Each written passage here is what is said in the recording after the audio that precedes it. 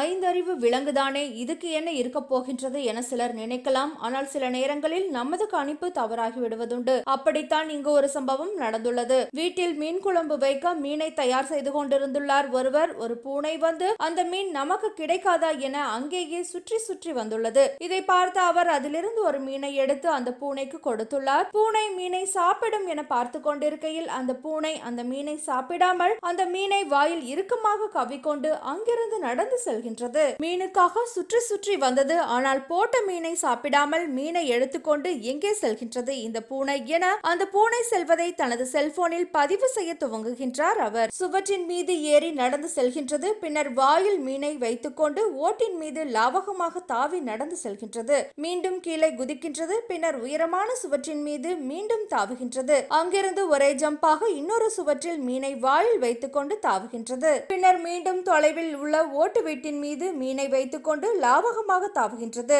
மலைகளை தாண்டி செல்வது போன்று இவ்வளவு சிரமப்பட்டு இந்த மீனை கவ்விக்கொண்டு சாப்பிடாமல் அந்த பூனை எங்கே செல்கின்றது என அவருக்கு ஒரே ஆர்வம். தூரத்தில் இருந்து விடாமல் வீடியோ எடுத்துக் கொண்டிருக்கின்றார். இறுதியில் அந்த பூனை என்ன செய்தது என பாருங்கள்.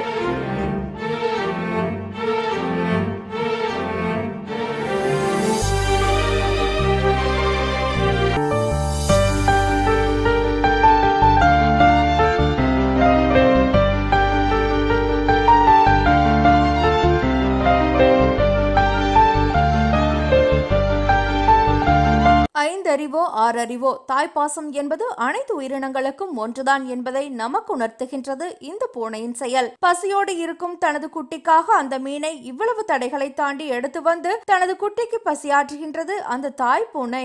தாய் கொண்டு வந்த மீனை குசியில் உண்டு மகிழ்கின்றது அந்த குட்டி பூனை. அந்த பூனையின் செயலும் அந்த பூனைக்கு உணவளித்தவரின் செயலும் சமூக வலைதளத்தில் பலரையும் நிகழ வைத்துள்ளது.